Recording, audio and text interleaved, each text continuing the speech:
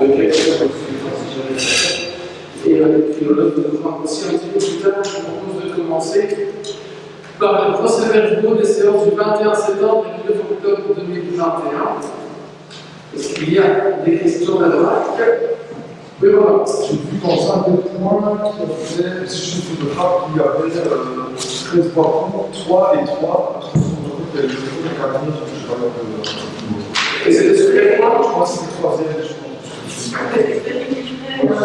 C'est un gars. Ok. D'autres remarques? Oui, vous allez essayer de m'abstenir pour celui du 9, du 10, parce que je n'ai pas le Oui, moi aussi. Moi, c'est celui du 21. ok.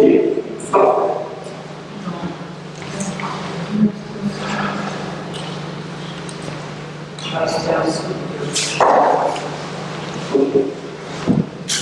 Bon, on va faire le tour, comme ça on est sûr de ne pas se tromper. Donc, pour celui de la séance du 21 septembre, Michel. Oui. Oui. Oui. Oui. Oui. Oui. Oui. Oui. Oui. Oui. Et oui. Et pour la séance du 9 octobre, Michel. Oui. Oui. Oui. Oui. Abstention. Oui. Oui. Oui. Abstention. Oui. Oui. Oui. Oui. Oui. Et oui. Le point numéro 1, je vais directement passer la parole peut-être à Julie pour faire un Julie avec Oui.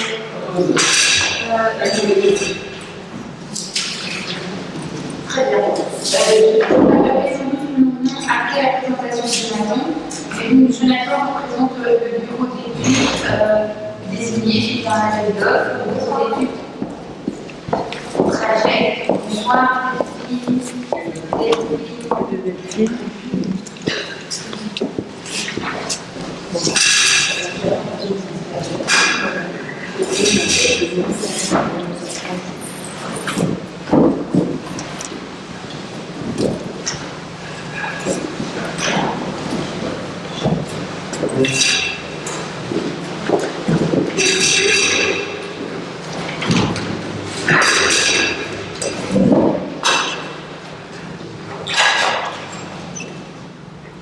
voilà, merci. Merci donc à Jonathan du bureau d'études Traject qui nous a accompagnés depuis 2 ans pour mettre ce plan en place. Et là, aujourd'hui, pour présenter nos objectifs dans le domaine. Merci Julie. Donc voilà, je vais surtout vous présenter le plan d'action, la troisième et dernière phase du plan de mobilité de Bière-Saville. Il faut savoir comment on a commencé. On a remarqué que le projet était déjà qu'à Bière-Saville, il y avait déjà une certaine évolution dans la mobilité par rapport à de nombreuses communes qu'on a visitées, mais aussi qu'il y avait encore du chemin à parcourir. Donc ça, c'est un constat qu'on avait fait. On voit qu'en 2010, on était sur la gare de Philippe à Léo, il y en avait quelques-uns, c'est un petit peu là où il y avait des possibilités de se garder. En 2020, quand on a commencé l'étude, on voit qu'il y a des plus de vélo, il y a déjà un certain dispositif, mais on comprend encore bien dans les conforts. Et voilà, c'est un peu présentatif du constat qu'on a fait en 2020, et aujourd'hui, voilà, pour 2030-2035, on a défini cette ligne de plan d'action encore pour des mobilités plus durables sur le territoire de Bière-Saville. Alors, le plan de mobilité, c'est quoi? En fait, c'est un outil d'abord stratégique, c'est pour avoir vraiment une vision d'ensemble, pour essayer de faciliter la planification de la mobilité à l'échelle du territoire et prendre des actions avec vraiment une vision d'ensemble, on ne va pas agir sur un petit point-là, ce point-là, sans avoir cette vision globale. Avec comme objectifs principaux d'améliorer l'accessibilité, la sécurité routière et le cadre de vie. Alors, le plan de mobilité, c'est pas ce qu'on voit pas, c'est pas juste nous, le bureau d'études Traject, qui avons travaillé à l'élaboration du PCL. Il y a eu bien sûr la communauté de travailler, il y a eu dans le cadre de ce qu'on appelle la communauté technique, toute une série de partenaires, comme le TEC, la zone de police, le CRAC, ça crée toute une série de partenaires qui ont contribué à collaborer aussi au PCL, et bien sûr les citoyens à travers la consultation qu'il y a eu lors de nos premières phases du PCL. La population a aussi eu l'occasion de prendre connaissance de l'ensemble du PCL, de faire ses remarques, etc., lors de l'enquête publique qui s'est donc déroulée durant ce printemps. L'évolution du PCM, comme je vous le disais, 3 phases principales, une phase de diagnostic, une phase d'objectif, qui ont été d'une part approuvées par la communauté publique et déjà présentées aux différentes instances, donc au collège communal, à la population, à la CCTL et au conseil communal aussi pour l'année passée. Et donc aujourd'hui, on est à la 3e et dernière phase qui concerne le plan d'action, avec approbation par le comité technique, donc tout l'ensemble des partenaires, le TEC, la société, etc., qui a été présenté au conseil communal, au collège communal, pardon. On a réalisé l'enquête publique pendant laquelle il y a eu une séance d'information à la population. La population a eu la possibilité de faire savoir qu'il y a eu quelques remarques, et puis présenter après ça à la CCTL, et aujourd'hui au conseil communal en vue de son adoption. Alors, on va vraiment, je vais vraiment ce soir faire une synthèse très rapide, parce que je pourrais effectivement prendre toute la journée pour vous expliquer tout le plan d'action. Aujourd'hui, on va vraiment passer en vue les différentes actions. Avant ça, les 9 grands objectifs qui sont effectivement de tendre à une mobilité durable, d'une part en favorisant la marche, en favorisant effectivement tout ce qui est utilisation du vélo, tout ce qui est transport public, en essayant d'encourager un usage rationnel de la voiture, ça veut dire prévenir la voiture, ça veut dire essayer d'inciter à l'utiliser moins et à bon escient, d'améliorer la sécurité routière sur le territoire communal, aussi la mobilité des enfants, la mobilité scolaire, la mobilité des personnes à mobilité réduite. Alors, pourquoi on a repris, on est d'accord, on est toujours d'accord, mais prenez pas que les piétons, c'est parce qu'une personne à mobilité réduite, c'est aussi quelqu'un qui utilise les transports publics, c'est aussi quelqu'un qui utilise la voiture. Et donc, on a fait vraiment un focus aussi sur les personnes à mobilité réduite, améliorer de manière générale la qualité de vie sur le territoire communal, et enfin, tenir compte des activités agricoles sur le territoire de la commune de Versailles, parce que c'est quand même un territoire relativement agricole. Ces 9 objectifs ont été subdivisés en 26 sous-objectifs, et pour ces sous-objectifs, on a défini à chaque fois un plan d'action que je vais vous présenter. Alors, le plan d'action, comme on vous disait, c'est vraiment d'avoir une vue synthétique. Alors, je ne vais pas vous présenter tous les schémas en détail ce soir. C'est juste pour dire qu'on a vraiment travaillé cette vue synthétique à la fois à l'échelle supracommunale, parce que le Versailles n'est pas une île. Les gens de Versailles se déplacent à l'extérieur, les gens de l'extérieur viennent sur le Versailles. Et donc, on a vraiment réfléchi à comment on pouvait structurer les déplacements à cette échelle supracommunale. D'une part en transport public, avec des réseaux aussi au niveau vélo vers les différents pôles voisins, etc. Et puis avoir cette vision qui est plus localisée sur le territoire, avec des déplacements qui sont surtout organisés autour des voies actives, notamment les déplacements à vélo pour essayer de favoriser les déplacements à vélo entre les différents villages, et les déplacements à pied ou à vélo ou en trottinette au sein même des villes. En ce qui concerne le premier objectif de favoriser la marche, premier grand sous-objectif, celui d'améliorer les conditions de déplacement des piétons au sein même des villages. L'échelle du piéton par excellence, le village, et donc de développer pour ça des zones apaisées, des zones grandes, zones résidentielles, de manière effectivement progressive. Alors, il faut savoir que dans le cadre du plan d'action, on a défini des arbres de priorité qui peuvent vous présenter aujourd'hui, pour des décisions de temps, et aussi des passages qui sont prévus dans le cadre du PCE.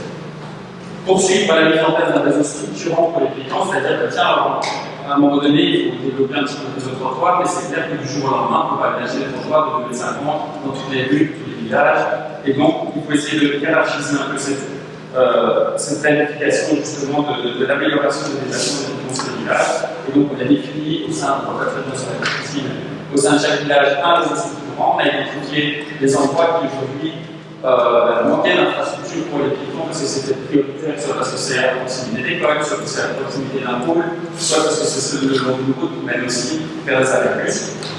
Et tout ça, ça a été fait dans le PCA. Outre cela, c'est aussi de valoriser un petit peu tout ce qui est sentiers et chemins autour des pôles dans les villages. Alors, il y a énormément de sentiers piétons. Ici, on s'est concentré sur les déplacements utiles et se dire qu'il faut valoriser ces sentiers. J'en ai pris particulièrement en tête, par exemple, sur l'exemple, celui qui relie la gare de Tilly à la route Rosière, qui est vraiment fortement emprunté. C'est ces liaisons-là qu'il faut vraiment valoriser. Un autre aussi à Tilly, c'est celui qui mène de l'espace de jeu de l'église vers l'école, qui est aussi relativement emprunté, que ce soit le matin ou la journée. Deuxième objectif, qui est un petit peu moins important au niveau du PCL, c'est d'améliorer les conditions de déplacement entre les villages. Et par rapport à cela, de compléter un petit peu les recettes itinéraires qui a été mis en place aussi en cours de PCL. Ça, c'est vraiment un deuxième sous-objectif. Et on verra tout au long de plan d'action, mais aussi des actions qui concernent la communication, l'incitation à l'utilisation d'auto-mobilisation et d'organiser des actions et des événements, notamment pour encourager les gens à se déplacer à pied sur le territoire.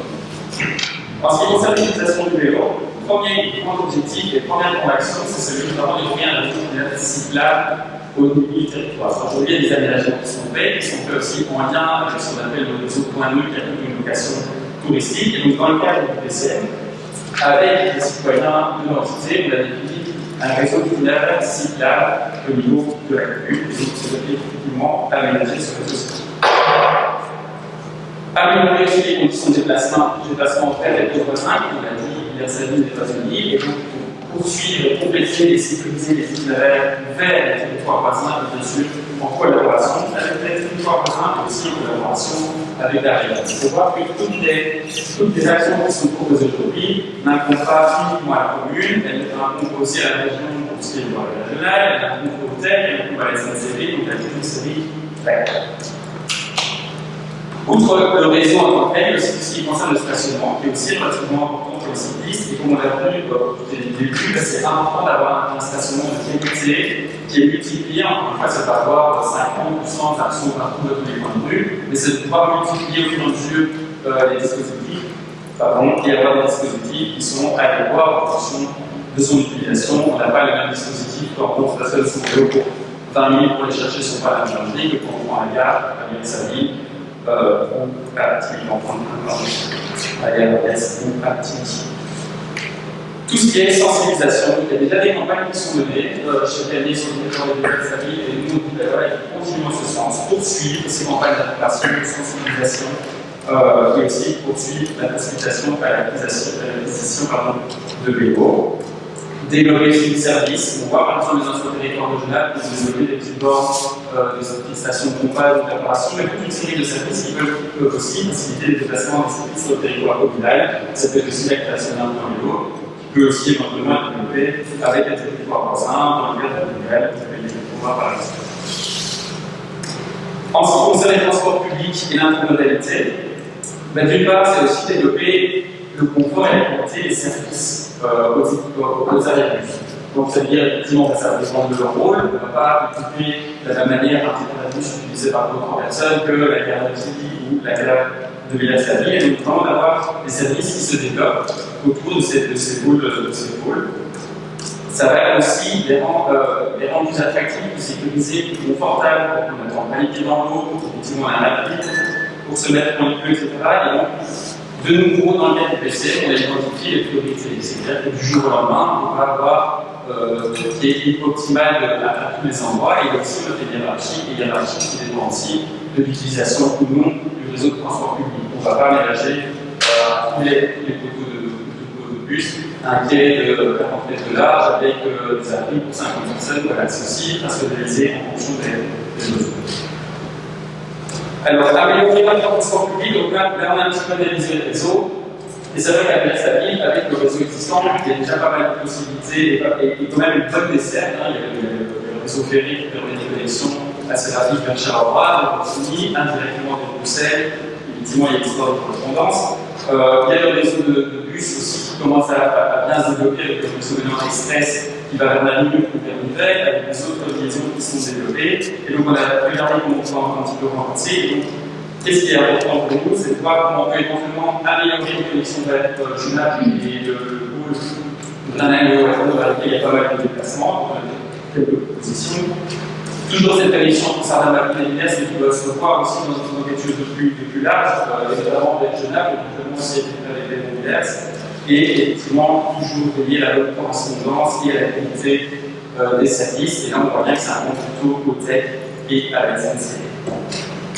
En ce qui concerne l'usage plus rationnel de la voiture, tout ce qu'on vient de dire et tout ce développement va faire en sorte qu'on va pouvoir avoir plus de choix. Encore une fois, l'idée c'est pas de dire qu'on peut tout faire autrement qu'en voiture. Dans une commune comme Villa-Saville, si vous avez un déplacement à faire dans le canton de la province du Luxembourg un jeudi plein de soirée, c'est pas possible d'utiliser le transport en commun d'aller. Donc c'est vraiment de se dire, les citoyens doivent essayer d'avoir le plus de choix possible en fonction des possibilités.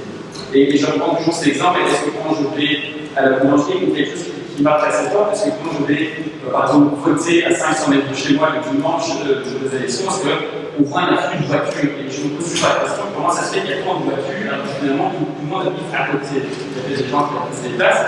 Et donc voilà, c'est ce genre de réflexion, se dire, tiens, si j'ai un réseau de trottoir pour qualité, si j'ai d'autres possibilités, peut-être que je peux plus faire.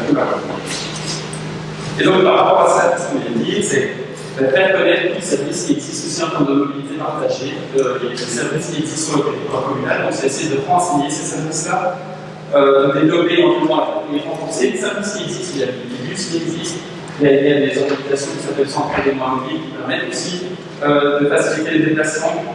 Donc, toute une série de choses qui permettent de faciliter aussi les déplacements de personnes qui sont aussi un peu moins mobiles. Autre chose, spécialiser le réseau routier. Spécialiser le réseau routier, c'est quoi? C'est de faire en sorte que l'aménagement de la voirie correspond à l'utilisation qu'on veut en faire. Si on aménage une autoroute, on n'aménage pas de la même manière qu'une zone 30 ou une zone résidentielle. Ici, on passe sur l'autoroute, effectivement, la place de piéton est réduite parce que ce n'est pas l'utilisation qu'on veut en faire.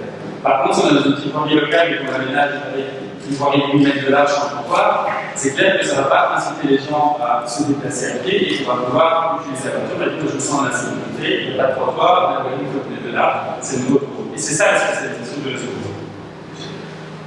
Autre chose, continuer à compléter aussi tout ce qui est site internet. Il y a déjà des informations sur le site internet, la ligne qui continuer à informer la population, à informer les gens sur quels sont les moyens aujourd'hui qui existent pour justement avoir plus de mobilité sur le territoire et plus de mobilité durable.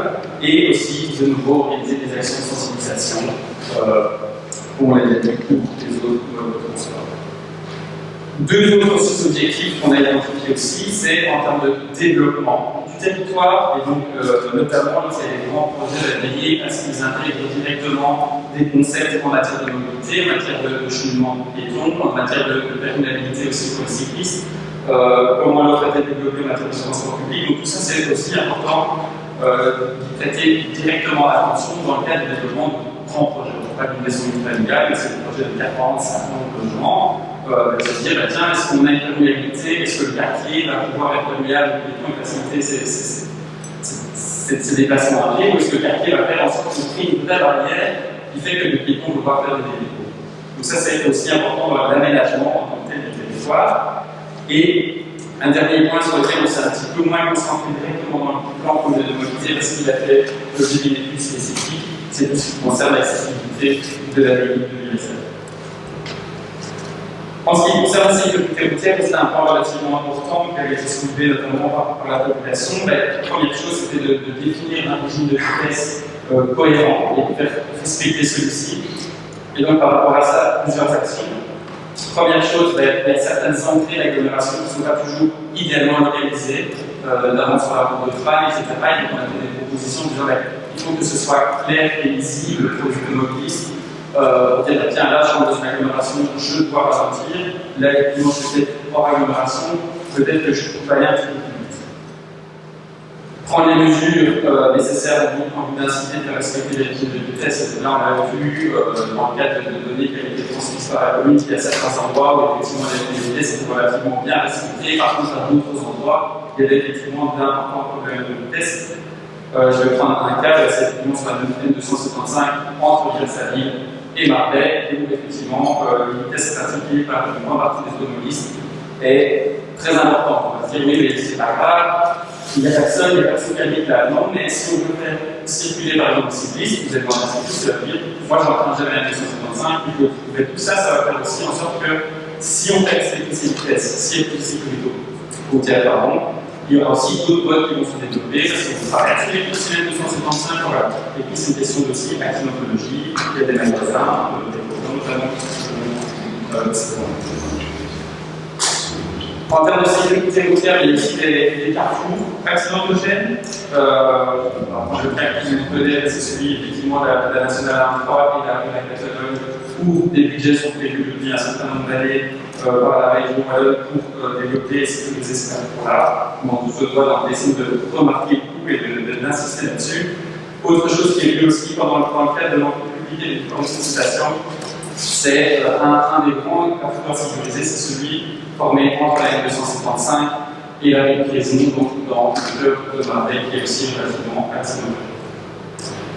Au niveau de la mobilité scolaire, dans le cadre de l'étude, on a remarqué qu'il y avait pas mal d'autres choses qui étaient faites, mais on peut encore de nouveau aller un petit peu plus loin. L'objectif étant vraiment de créer une identité d'abord d'école. On va prendre le cas de l'école de Marseille, on a cette on va dire, barrière colorée au sein du parking, mais la visibilité vraiment sur la rue perso, elle est moins visible. La porte d'école, elle est moins visible. Donc c'est vraiment de faire identité, tiens, j'ai telle installation, tel mobilier là, je sais que je suis dans l'école, je dois faire. Et puis il y a tout ce qui concerne l'accessibilité. Donc on a fait un focus sur les réseaux structurants à l'échelle du village. Et là, on dit, ben voilà, il faut faire aussi attention à l'accessibilité des piétons et des cyclistes vraiment aux abords des écoles, offrir aussi du stationnement à la fois pour les parents et pour les enfants qui n'ont pas de stationnement vélo. Tout ça, c'est des éléments qu'il faut faire attention si on veut encourager une mobilité autre que la voiture. Sensibilisation, plusieurs actions à ce niveau-là. Il est aussi important d'impliquer directement les directeurs d'école, soit en organisant de l'animation annuelle avec les directeurs en regardant effectivement les directrices, regardant effectivement quelles sont les leviers d'action à ce niveau-là. Ça peut être aussi de mettre à disposition des outils qui sont notamment obtenus gratuitement auprès de la région Wallonne. Ça peut être aussi inciter et accompagner les écoles à la mise en place d'alternatives. Je sais par exemple qu'à l'école de Tilly, il y a toujours un rang scolaire qui se fait, le pédibus qui se fait le mardi. Ben voilà, c'est toutes des bonnes choses qui vont encourager et faciliter aussi les Et puis, il y a des questions sur le stationnement aux abords d'école. C'est un sujet très délicat dans toutes les communes. Quand on dit gérer le stationnement, ça ne veut pas dire offrir une place à chacun des parents. Ça veut dire surtout faire en sorte que le stationnement soit le moins dangereux possible, parce qu'on sait que tous les parents qui viennent, en général, peut-être une généralité, mais la majorité des parents qui viennent en voiture, veulent toujours garder leur voiture dans la classe. Donc, effectivement, ben voilà, il faut une certaine zone de confort, de sécurité aux alentours de l'école et faire en sorte que le stationnement soit le mieux organisé possible. Il faut de toute façon des places de stationnement, mais l'objectif c'est vraiment de faire en sorte qu'aux abords d'école, le stationnement soit le moins insécurisant. Au niveau de la mobilité des personnes à mobilité réduite, donc des PNR, c'est effectivement essayer d'améliorer la condition de déplacement au sein du village, notamment lorsqu'on réaménage les trottoirs, lorsqu'on réaménage les espaces publics dans les troncs. On dit toujours, bah oui, moi je trouve que c'est le cas. On voit, et même encore dans des grandes villes comme Bruxelles, parfois on fait un réaménagement et on dit, non, c'est pas accessible au PNR. C'est dommage parce qu'en fait, on injecte beaucoup d'argent et en fait, finalement, la solution n'est pas possible. Tout ce qui est accessibilité des transports publics aussi, donc les pailles, ce sont les gares, on essaie de les rendre progressivement accessibles aux personnes à mobilité réduite et de profiter des réaménagements éventuels pour faire en sorte que quand les personnes malvoyantes en Bruxelles qui se déplacent moins bien, on puisse accéder à ces arrêts et aussi de faire en sorte qu'au final, le bus en lui-même soit aussi accessible aux personnes à mobilité réduite. Et donc là, nous avons des priorités en fonction des différents arrêts et tous les autres. Et puis, pour les PNR, c'est aussi d'informer sur l'ensemble des services qui existent sur le territoire communal. Avant-dernier grand objectif, c'est la qualité de vie sur le territoire. Et donc, première chose, c'est qu'on avait identifié qu'il y avait certains endroits où il y avait effectivement du trafic de transit, de voitures. Il y a des axes qui sont marqués par ce trafic de transit et qui jouent aussi ce rôle de trafic de transit. Et l'important, c'est surtout justement ce qu'on a dit avant, si on arrive à faire respecter les limites de vitesse, si on crée des zones apaisées, si on encourage une autre mobilité, eh ben, ce transit va être plus atténué, plus s'écarter et c'est plus apaisé et c'est là-dessus qu'il faut insister. La qualité de vie au niveau des espaces publics, c'est de poursuivre l'aménagement des espaces publics pour en faire vraiment des espaces confortables. Je vais prendre un exemple. C'est effectivement dans les livres au niveau de la place de Marquisou, finalement vous avez un grand espace qui est surtout automobile, qui sert effectivement à leur prix du 15 août, mais voilà, il y a des moyens de faire un espace qui soit un peu moins automobile et qui puisse continuer à accueillir la fête du 15 août chaque année. Dernier grand objectif, c'est celui des activités agricoles, et par rapport à cela, il y a deux éléments. Donc, c'est tenir compte de ce charroi et essayer de faire en sorte que d'une part, qui limite les nuisances pour les riverains, mais à l'inverse, on en tient aussi compte, c'est-à-dire qu'il faut une certaine cohabitation saine, on va dire, et, entre l'ensemble des usagers de l'espace public, en ce compris les transports lourds et le chauffage. Donc voilà un petit peu une synthèse très rapide du plan d'action qui a été détaillé et vous avez sûrement eu l'occasion de prendre connaissance lors de l'enquête publique. Et juste pour le retour de l'enquête publique,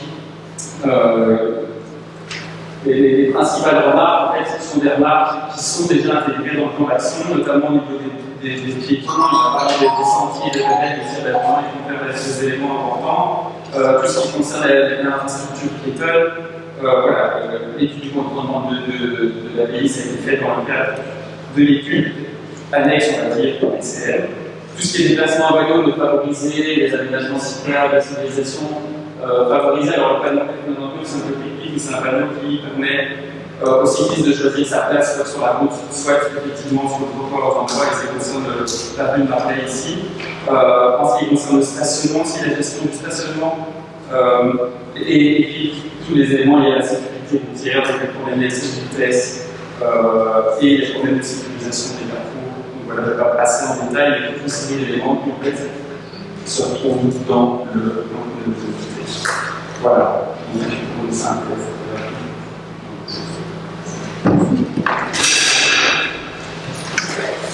Des questions?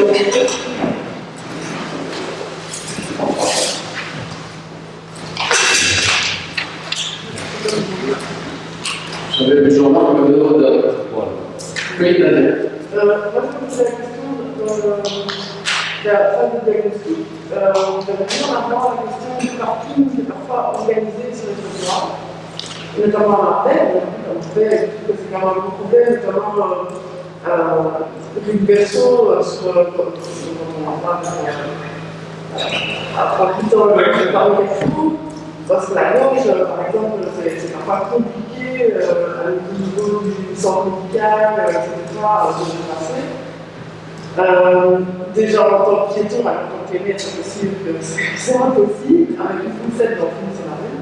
Et donc, voilà, est-ce que ça, c'est compris dans une des actions parce que ce qui est sûr, c'est que ça donne aussi un signal. À partir du moment où on organise une partie sur le doigt, ça peut aussi faire croire au public que vous le faites. Ou que dans la commune, partout, mais il y a quand même pas mal d'endroits où finalement, les gens sont partis sur le doigt. Oui, c'est un enjeu. Juste si je peux me permettre un simple mot. Il faut savoir quand on a réaménagé la rue du Verso, ça a été fait avec de la l'acier, parce que l'objectif était qu'il avait été trouvé à l'époque pour le cours d'études, c'était de faire d'un côté parking et pas trottoir, et le trottoir de l'autre côté. Donc ça c'était bien la volonté de se faire tout, parce que avant que le trottoir n'existe pas toujours, il y avait le parking à gauche à droite, et donc c'était très compliqué. Donc la volonté du cours d'études c'était de ramener le parking d'un côté, du côté des commerces, et de ramener le trottoir de l'autre côté. Donc la personne qui souhaitait en fait, qui ne fait que passer dans la rue, elle est censée aller du côté. Donc, avant de répondre, non, voilà. Et c'est la preuve, encore une fois, qu'il y a de l'évolution et qu'on est dans cette évolution. Et je crois voilà, qu'à terme, oui, il faudra se réfléchir en disant il y a des endroits comme ça où le stationnement n'est pas obligatoirement faire sur le trottoir. Il peut être progressivement soit comporté sur du stationnement en voirie, soit sur la rue, ça dépend. Merci. Bon, première question, je ne comprends pas pourquoi nous on n'a pas de micro.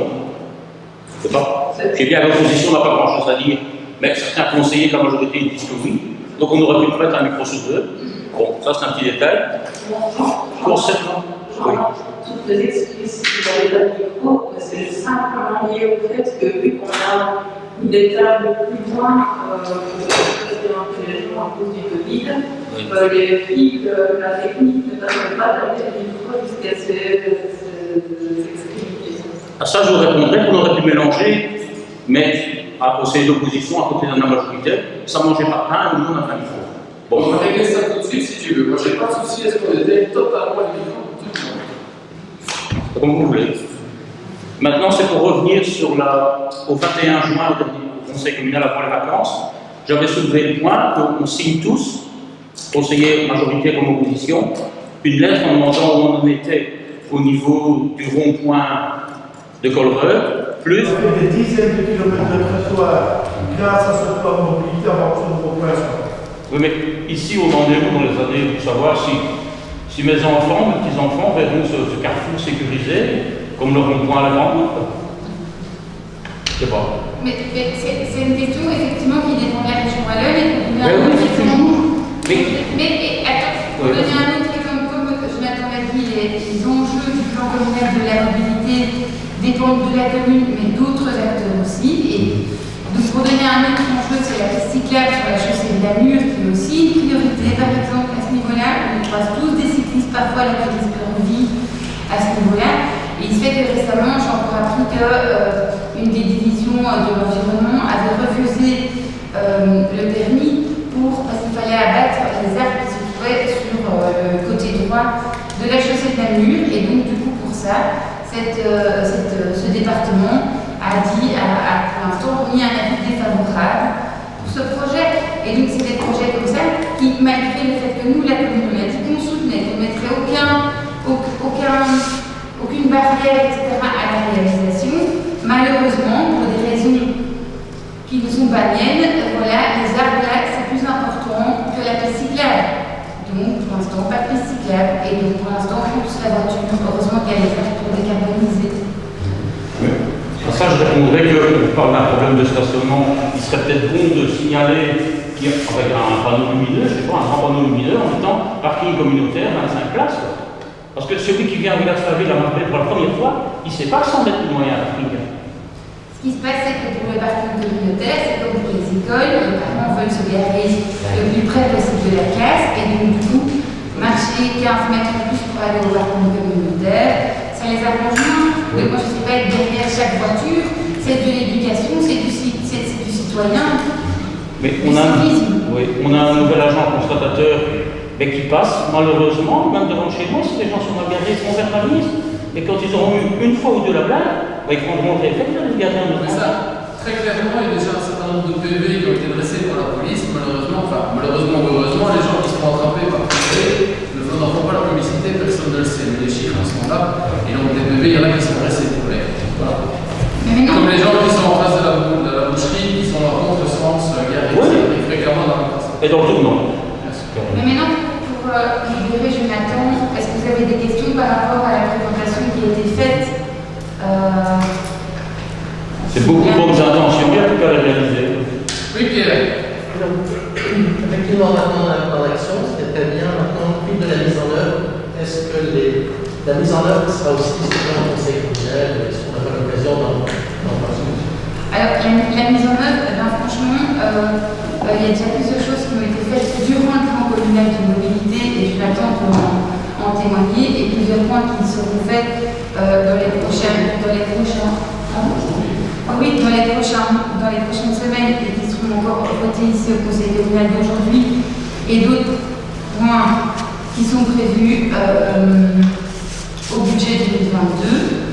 Et vous voyez bien qu'à chaque conseil communal, il y a souvent des points, presque à chaque fois des points communaux relatifs à la mobilité. Et pour parler concrètement, vu qu'on est là pour parler concrètement, je vais te donner quelques exemples de choses qui ont déjà été faites. Mais donc, par exemple, la zone 30 dans le centre de Villers avec la rue scolaire pour l'école de Villers. Les parkings vélos, on a obtenu, grâce à la collaboration une fois de Galles et une fois de la province, des parkings vélos qu'on a pu mettre chez les commerçants ou au bord des infrastructures publiques, en arceau, en demi-U, tout à fait, que les cyclistes aiment bien pour ne pas voler les roues dans les pinces.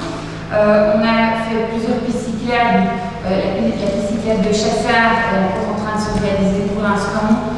On a fait une piste cyclable entre Régine Nord et la nationale 275 le mois dernier. Le tronçon entre Savoyard, les Gremont, de Nouveau-Broglie, les villages, l'appel d'offres en cours.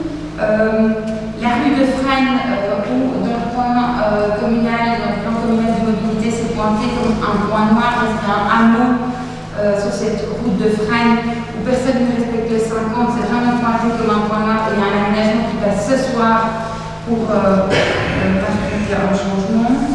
Au niveau du marquage des sentiers, il y a un énorme travail qui a été fait du syndicat d'initiative et avec la commission des chemins et sentiers. Je remercie les quelques personnes qui sont là, tant au niveau des intra-villages que des inter-villages, donc avec, grâce à leur force et à leur connaissance de terrain et le budget communal mis à disposition. Un travail de sensibilisation qui est mis en place, des primes pour les vélos électriques. Au niveau des mesures de vitesse pour rouler moins vite, on n'a pas hésité à faire différents aménagements à différents endroits. Je vais citer un qui a été fait récemment, c'est la rue Catalogne, où on a fait des aménagements là pour casser les vitesses. Et je trouve que franchement, c'est efficace, ça marque bien l'entrée dans l'entité quand on vient à la chaussée de la Mure. Il y a tous des dispositifs, des places de parking qui ont été créées devant le cimetière, une ligne centrale qui a été mise, tout ça en accord avec le conseiller mobilité de la région Wallonne qui à chaque fois évidemment appuie nos travaux. Au niveau des trottoirs, avec le service travaux, il y a encore la rue de l'Enfer qui a été faite. Il y a eu le parking aussi derrière l'église de Métry qui a été aménagé. Et ce ne sont que quelques exemples que j'ai pris note ici dans la présentation sans être complète par rapport à ce qui a été fait. Et donc du coup, le plan communal de mobilité nous donne une vision tant pour la commune que pour nos partenaires, la région, le TEC, etc.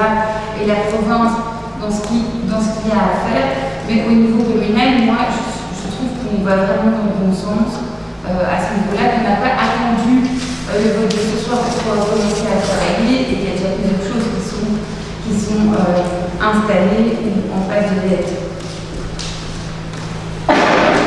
C'est pas très souhaité. D'autres interventions, d'autres questions? C'est pas tout à fait une question, mais pour moi tout ça c'est beaucoup de blabla.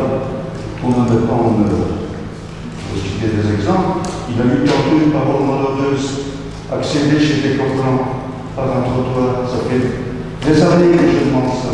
Il n'y a pas un seul trottoir pour accéder chez des copains. Il y a une grande route, j'ai déjà demandé comme un passage pour piétons, pas de passage pour piétons. On a fait une nouvelle école,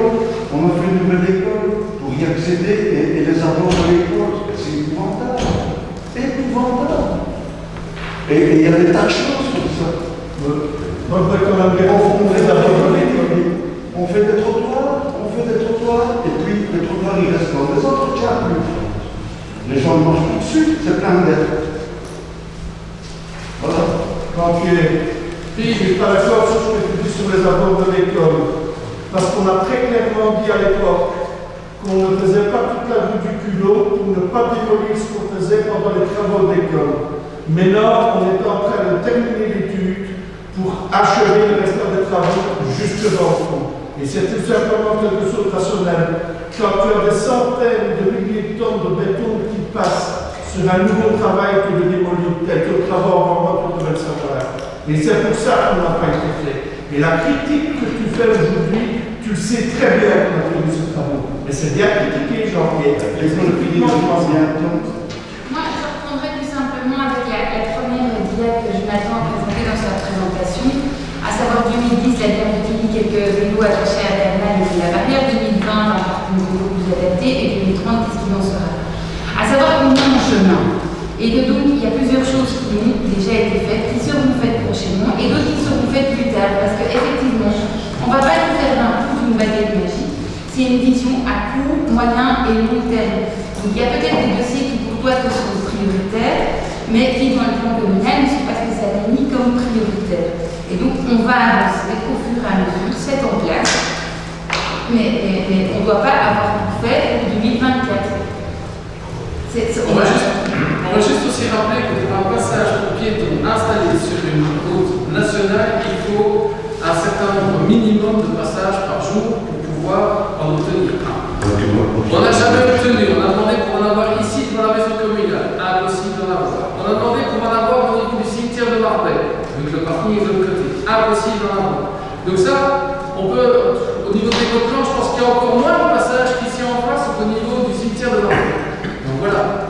Et je répète encore, parce que chaque fois ça fait plaisir. Voilà. Moi, si tu veux mettre un trottoir toute la rue des Savoyards, moi je suis le premier demandeur à titre personnel. Mais le jour où je dois tirer tout ça, je peux dire que je tirerai le drôle de tête en disant que le plan il s'est bien servi pour avoir un trottoir par rapport à son terrain à bâtir le cas échéant. Alors je m'excuse, non, non, non et non.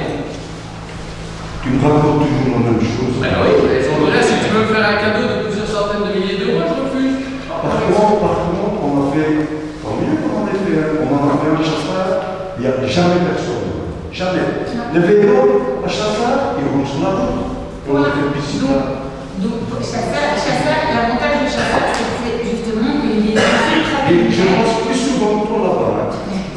Et il y a d'autres personnes qui m'ont dit aussi. Et je vais encore te dire ceci.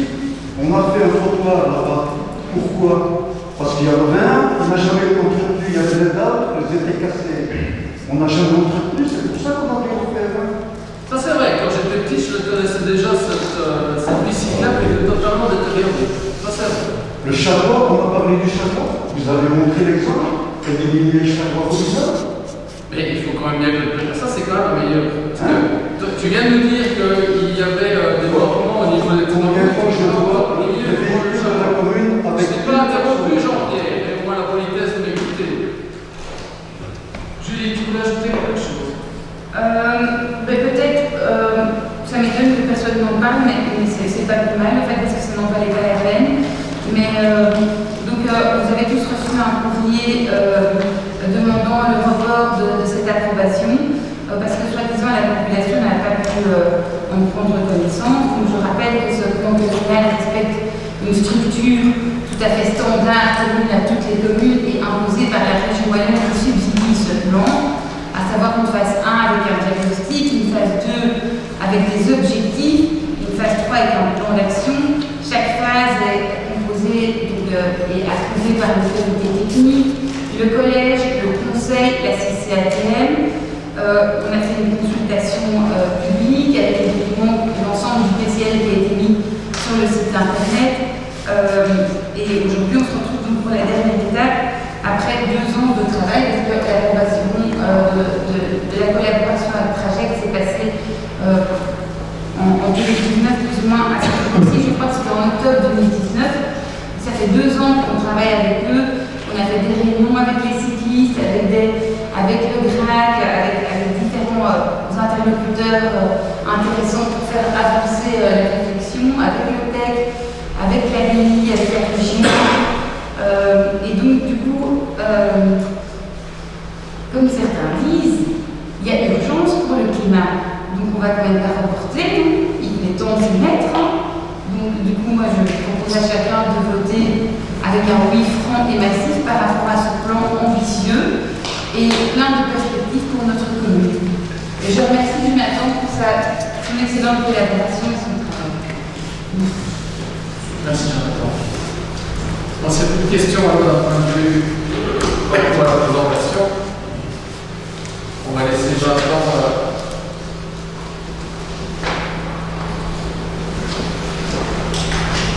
démonter son matériel.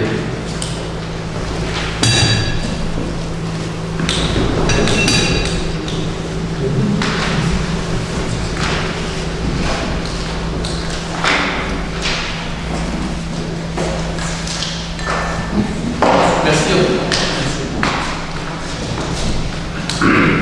Dans la foulée, donc, le point 2, l'approbation du document final. Je suppose qu'il n'y a plus de questions ni de remarques. Oui. En fait, je pense que ça aurait été plus facile de répondre aux personnes qui nous ont interpellés et de dire qu'il y avait eu un envie public. C'est pas simplement. C'était pas difficile, quoi.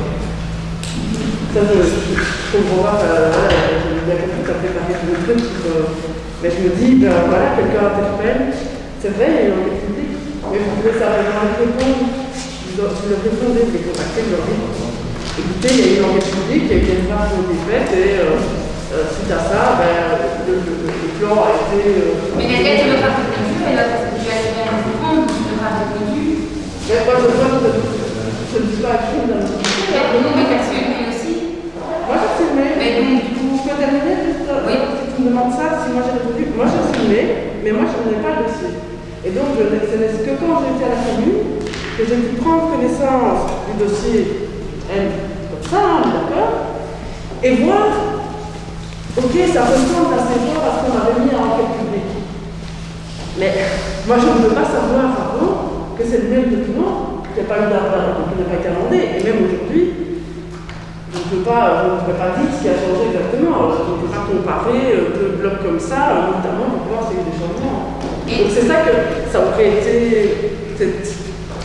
assez normal, assez simple de simplement répondre, en fait c'est le même document. Ah, peut-être un peu de détails faits, c'est le même document que celui signé en public, tout simplement. Mais voilà, c'est tout. Je pense que chacun a la maturité de comprendre les tenants et les aboutissants de ce qui a été envoyé. 1. 2. J'ai pas l'habitude de répondre à la mauvaise foi et aux insinuations, quelles qu'elles soient d'ailleurs. Donc je ne vois pas pourquoi, dans ce cas-ci, je perdrais mon temps à répondre à ce genre de mail. Jean-Marc, tu voulais dire? Je trouve que vous avez bien choisi la date du 8 novembre aujourd'hui. On a reçu la convocation vendredi, dans la journée. Samedi, ben, c'est fermé, c'est normal. Dimanche, c'est normal, c'est fermé. Lundi, c'était la Toussaint. Mardi, on récupérait. Donc qu'est-ce qu'il nous restait? Mercredi, jeudi, vendredi pour consulter les pièces. C'est court, hein? Raison pour laquelle je travaille à la conseil communal et de suivre le dossier tout au long de l'année. Je pense que les dossiers, en plus, vous recevez, certains en tout cas de position, parce que moi je ne reçois pas les PV du collège pour savoir quelles sont les avancées, donc le travail est fait tout au long de l'année. Oui, mais on n'est pas au courant du dossier que vous allez présenter. Ils sont ici dans les. Le dossier n'a pas été découvert aujourd'hui matin ou vendredi. Le dossier il est auprès de la conseillère en mobilité depuis des mois. Imaginons qu'il y ait 25 dossiers, qu'ils ont présenté 5. Comment on fait? Comment on doit deviner la science infuse qui dit ah c'est celui-là qu'on va présenter au conseil communal? On ne le sait pas. C'est pour ça qu'il est suivi du collège, auquel il est. Oui, alors il nous laisse que 3 jours. Tout à fait. Bah c'est cool. C'est un bon fonctionnement de démocratie. C'est cool. Merci. D'autres remarques? Oui, Julie. Je veux dire quelque chose par rapport à ce fameux mail, pourquoi on n'a pas répondu. Ça tient à la même réponse que le conseil communal passé. Il y a ceux qui critiquent et ceux qui font. Et moi, je mets mon énergie à faire et je ne dépense pas mon énergie aux personnes qui critiquent. Critiquer une fois, on peut comprendre et répondre à ces personnes-là. Critiquer tout le temps, et à un moment donné, on stop. Je ne réponds plus, je continue à avancer, je suis élue pour ça, et donc du coup, je fais mon travail. D'autres remarques? Alors, je vous propose de passer au vote sur le point 2. À Michel. Oui. Oui. Oui. Oui. Oui. Oui. Oui. Non. Non. Non. Oui. Oui. Oui. Oui. Oui. Et oui. Le point numéro 3, budget 2021 de la fabrique d'église Saint-Nicolas de Saint-Bernardine, l'approbation avec une participation communale qui s'élève à 4 118,12 €. Et il est à l'équilibre à 14 008 €. Mais qu'est-ce qu'il en a, cette église maintenant? Elle est fermée. Philippe, tu expliques ta visite de l'église de Saint-Bernardine? Donc, C'est le 2 novembre, le 2 novembre, j'ai eu l'expert de l'assurance qui est venu voir l'église. Il est clair que pour nous autres, la première question était de savoir la sécurisation pour être sûr de ne pas blesser quelqu'un par des chutes intempestives. Lors de la visite, l'expert a été extrêmement optimiste par rapport à ce genre de risque. Je dois juste sécuriser la zone où il y a eu des chutes sur plus ou moins 1,50 m à 2 m de large, ce qui sera fait cette semaine.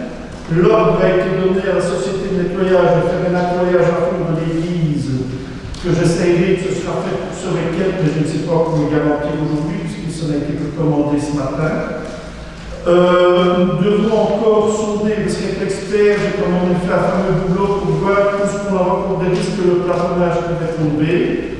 Il y a 2-3 endroits où dans les jours qui viennent, mes hommes avec Fabien sauveront ça et font tomber ce qui ne tient pas bien, très clairement, directement pour la sécurisation.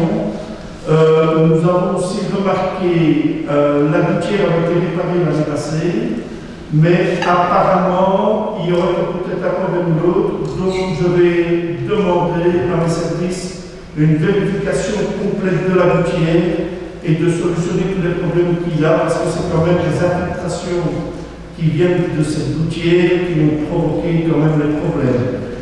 Par contre, au niveau des arcs-boutants centraux et tout ça, pour lui, il n'a pas dit que le risque était zéro, parce qu'un risque zéro n'existe pas, mais il était quasi zéro. Par la forme des arcs-boutants, ça ne s'est quasi pas prouvé, ça succède. Donc voilà, je suis optimiste. Par contre, où on aura une difficulté, c'est au niveau, quand on mettra le nouveau plafonnage, dans les arcs-boutants, il y a des décorations. Et malheureusement, on n'a pas les moules de cette décoration. Donc, on devra voir techniquement ce moment-là comment on fait, mais ça va probablement un certain coût quand même. Soit on les fait de manière plus classique, mais alors l'homogénéité des billes ne sera pas complète. Soit on les fait à l'identique, mais il ne faut pas faire des moules, c'est tout à fait. Voilà. Sur le budget de la fabrique d'église, à Michel. Oui. Oui. Oui. Oui. Oui. Oui. Attention. Oui. Oui. Oui. Oui. Et oui. Le point suivant, budget 2022 de la fabrique d'église Notre-Dame de Morbizou. Donc, nous devons approuver le budget qui s'équilibre à 24 760 € avec une participation communale de 7 571,21 au service ordinaire. À Michel. Oui. Oui. Oui. Oui. Abstention. Oui. Abstention. Oui. Oui. Oui. Et oui. Je m'étonne que je ne vois pas le budget de l'église de Tilly. Pourtant, le budget a été rentré à l'heure et à temps. Il sera mis au prochain conseil communal. Point numéro 5, le service social collectif adhésion à l'assurance hospitalisation collective du SPF pension pour les exercices 2022 à 2025 auprès des TIAS. Il s'agit d'adhérer donc à cette assurance hospitalisation pour notre personnel. Y a-t-il des questions? À Michel. Oui. Oui. Oui. Oui.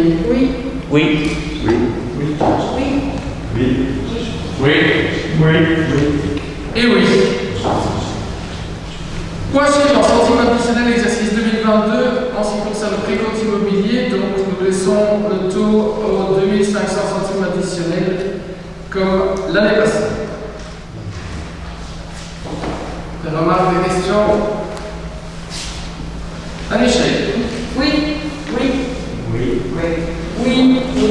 Abstention. Abstention. Abstention. Oui.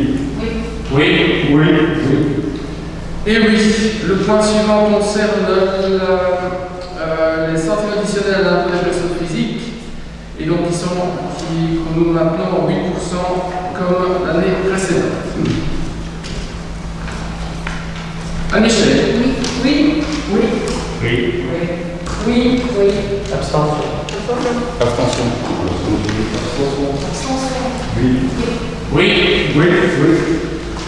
Et oui, le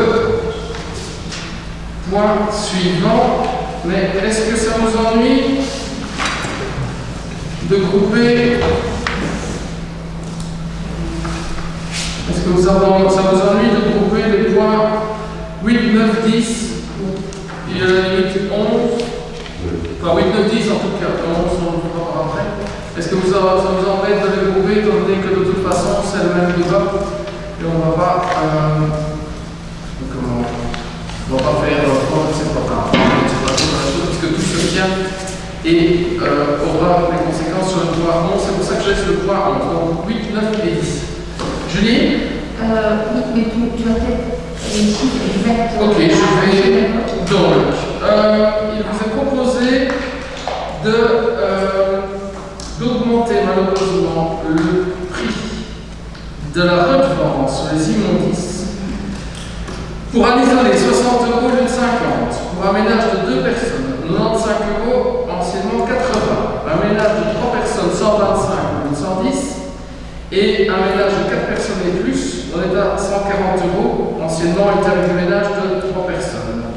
Concernant les commerces et indépendants et les secondes résidences, c'est 125 € alors que c'était 110 €. Et tout ça pour respecter le coût vérité. Au niveau de la tarification des sacs, tant que j'y suis, donc 1,50 € pour un sac poubelle blanc de contenance de 60 litres, 75 cents pour les sacs blancs de contenance de 30 litres et 50 cents par pièce pour un sac compostable d'une contenance de 25 litres. Le prix au super reste unique. Le prix reste identique, pardon. Et donc, la convention de gestion de sacs poubelle payants, on fixe les prix pour avoir la vente tel que prévu. Au point numéro 10. Julie ?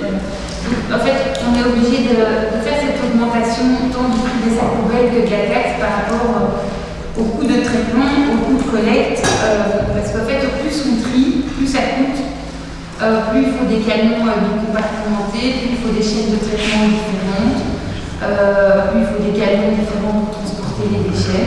Donc c'est un constat que notre commune subit et que les autres communes du Brabant wallon rencontrent également. Je vais vous donner un exemple très concret pour bien comprendre. Le nouveau sac PMC plastique énergie.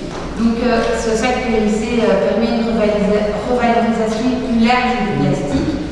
C'est bien pour l'environnement et pour notre portefeuille et vraiment ça a l'impact parce que donc le prix des sacs PMC est de 15 cents et donc on vend moins de sacs poubelles blancs suite à ça parce que si vous effectuez ce genre de tri, vous allez remarquer que votre sac poubelle blanc va vraiment diminuer. Donc, pour donner un chiffre concret, en 2021, alors que les sacs bleus sont arrivés cet été, on a déjà perdu 5 000 € de recettes sur les sacs blancs. Et les projections sont qu'on perdrait environ un quart de recettes des sacs bleus. Donc, on est obligé d'augmenter tant la taxe que les sacs poubelles, parce qu'il y a toujours le débat, oui, mais augmenter que les sacs poubelles, comme ça ceux qui trient, ceux qui compostent ne doivent pas payer. On dit que la taxe c'est un coût fixe, mais en fait les sacs poubelles nous permettent des rentrées aléatoires par rapport au coût qu'on a, et en plus nous permettent des rentrées trop faibles, notamment pour la raison que je viens de vous expliquer. Pour vous donner un exemple de l'augmentation des coûts qu'on rencontre, pour les coûts de collecte, on était à 161 000 € et on sera à 207 000 € prochainement. Les traitements des collectes, c'était 126 000 € et c'est 153 000 € à présent. Pour le recyclage, c'était 266 000 € et la dépense du recyclage est portée à 291 000 €.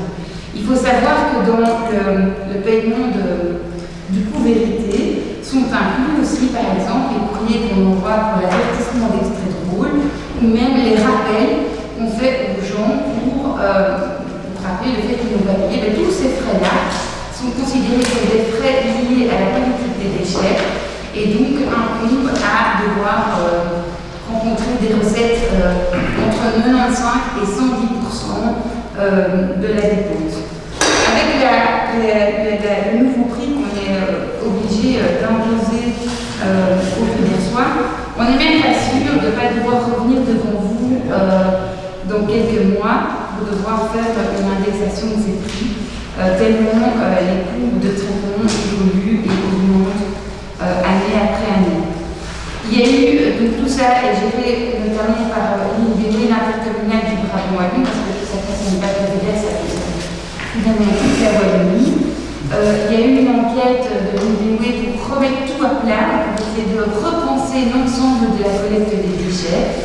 Il était par exemple question de ne plus faire de collecte de déchets ordinaires chaque semaine, ou de faire des points d'apport volontaires pour que les gens puissent eux-mêmes amener leurs déchets à certains endroits, donc il n'y ait plus de collecte à domicile. Il était question de faire des petits recyclages, des grands recyclages dégagé de cette enquête, à part le fait qu'une augmentation des frais de sensibilisation de la population est acceptée par les communes, mais donc une augmentation des frais de sensibilisation de la population implique du coup des rentrées aussi. Tout ce qu'on va faire comme communication payante pour sensibiliser les gens va être répercuté dans notre coût-vérité.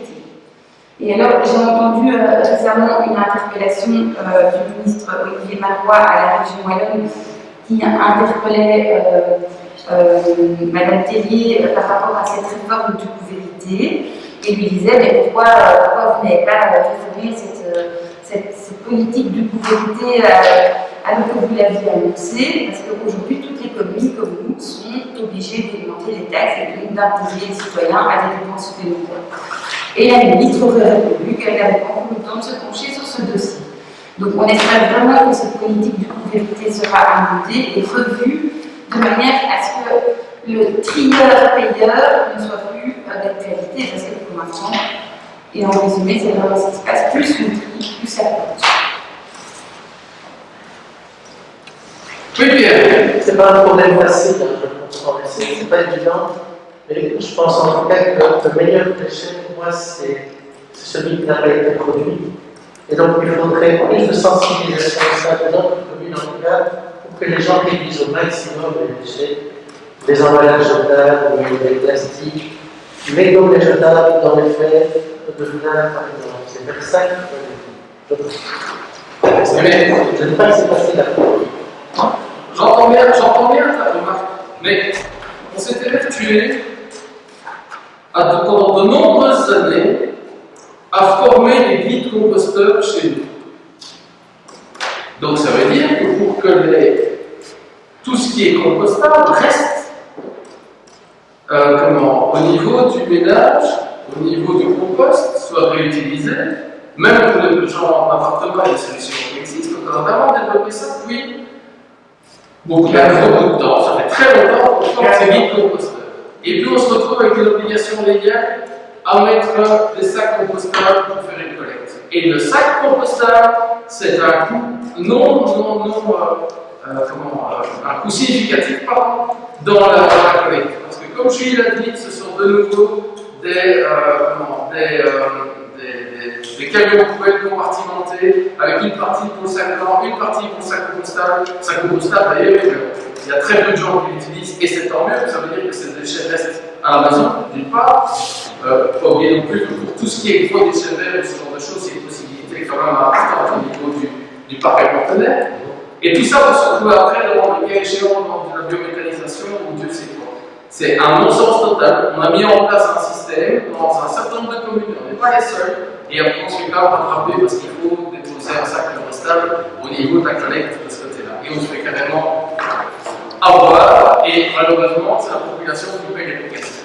Et le système est très clair, hein, parce que quand Julie explique à juste titre que vous imaginez que les vrais travail qu'on envoie, ils sont repris dans le coût-vérité. C'est juste un scandale. C'est juste un scandale. Pierre. Mais comme tu l'as dit, les sacs compostables, on n'est pas obligé de les acheter, on peut garder, on peut faire son compost. Mais bien sûr, mais la collecte, on doit l'organiser. Et donc, les camions sont bicompartimentés. Donc ça veut dire qu'il y a moins de volume pour les sacs blancs, parce qu'il y a une partie qui est prévue pour les sacs compostables. Donc il y a moins de place pour les sacs blancs. Donc ça veut dire qu'il faut plus de camions sur les routes pour venir ramasser les sacs blancs habitués. Donc c'est plus de pollution. Un non-sens incroyable.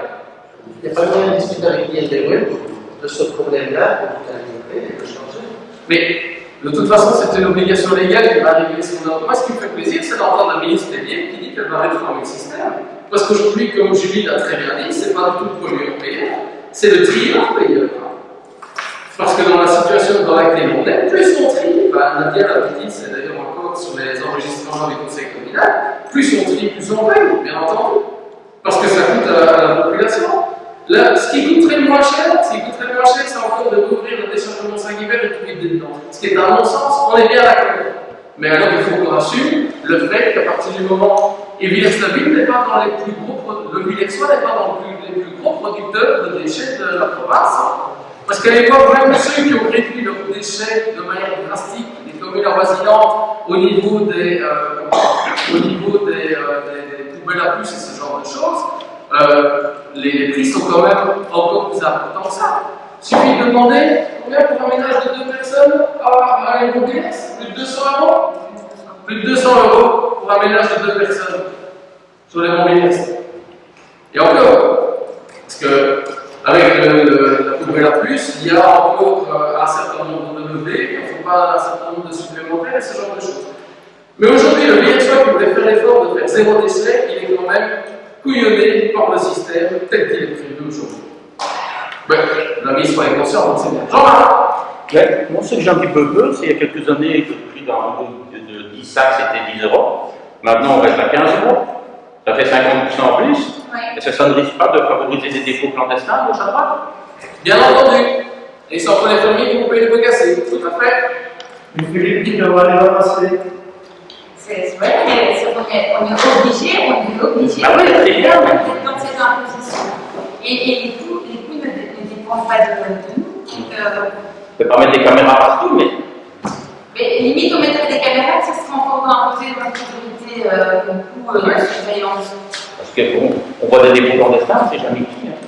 Je tiens quand même à préciser, Jean-Marc, que l'endroit numéro 1 où on avait des déchets clandestins, c'était sur le site des éoliennes.